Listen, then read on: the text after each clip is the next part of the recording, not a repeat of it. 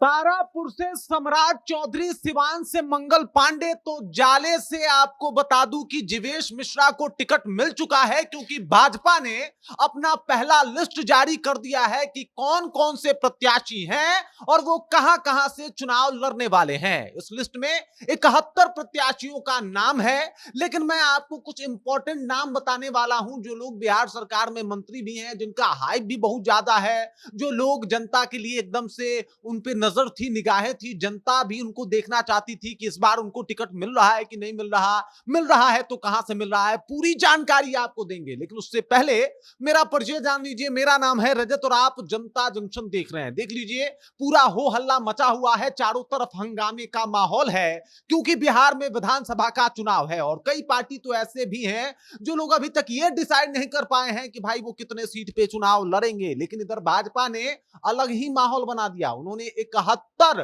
प्रत्याशियों का लिस्ट जो है वो शेयर कर दिया है और बता दिया है कि कौन कहां से चुनाव लड़ने वाला है।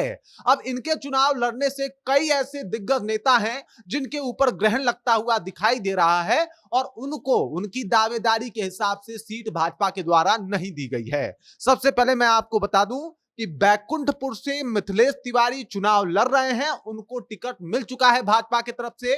वहीं अगर बात किया जाए तो सिवान से मैंने आपको बताया स्वास्थ्य मंत्री मंगल पांडे चुनाव में उतरने वाले हैं, चुनाव में कूदने वाले हैं।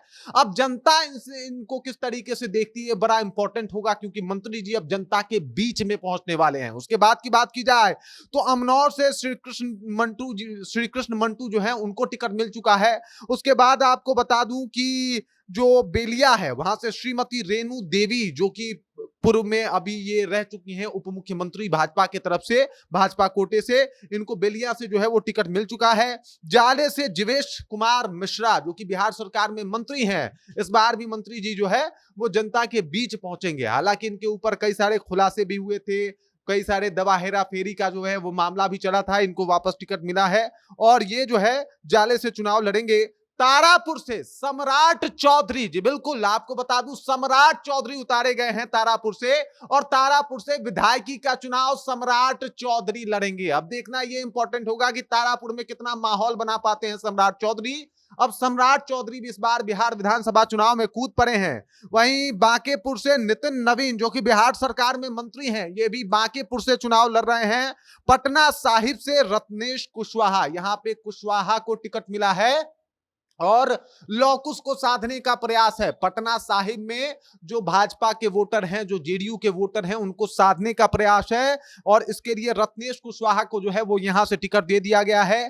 दानापुर से, ये बड़ा इंपॉर्टेंट सीट होने वाला है इस बार का बिहार विधानसभा चुनाव में, ये हॉट सीट में से एक होगा, क्योंकि यहां से राम कृपाल यादव को टिकट मिल चुका है।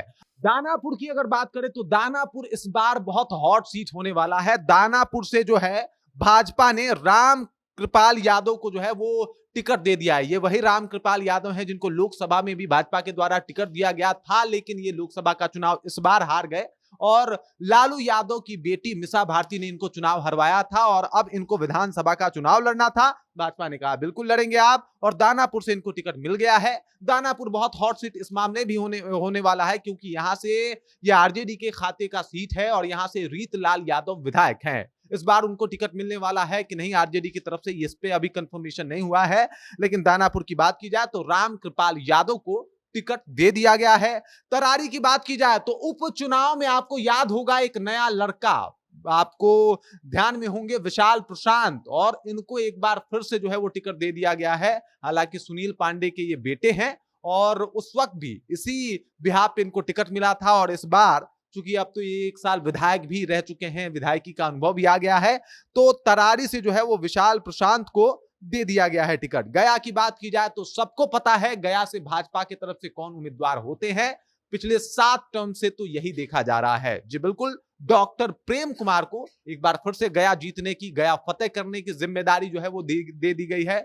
डॉक्टर प्रेम कुमार लगातार 7 टर्म से वहां पे विधायक हैं और सबको पता था कि भाई साहब गया का जो सीट है वो तो डॉक्टर प्रेम कुमार के ही खाते में जाने वाला है। वहीं अगर जमुई की बात की जाए तो जमुई में एक बार फिर से भाजपा ने श्रेयसी सिंह के ऊपर भरोसा जताया है और श्रेयसी सिंह को वहां से टिकट दे दिया है। तो ये कुछ महत्वपूर्ण नाम थे। 71 लोगों का लिस्ट जो है वो जारी हो चुका है, जिसमें कुछ महत्वपूर्ण नाम थे। कुछ लोग एकदम से पूरा उनका माहौल होता है, लोग जानना चाहते हैं अब आपके मंत्री जी आपके बीच आने वाले हैं, आपके बड़े बड़े दिग्गज नेता आपके बीच आने वाले हैं, तो आपको ये जानना काफी जरूरी था। बाकी इस खबर, इस जानकारी को लेकर आप क्या सोचते हैं? जिस तरीके से टिकट बांटे गए हैं और भाजपा ने जिस तरीके से अनाउंस कर दिया कि भाई कहां से हम किसको लड़ाने वाले हैं, फर्स्ट जो उनका लिस्ट है उसमें ये क्लियर हो गया कि भाई कहां से लड़ाने वाले हैं। 71 सीटों के ऊपर उन्होंने बता दिया है।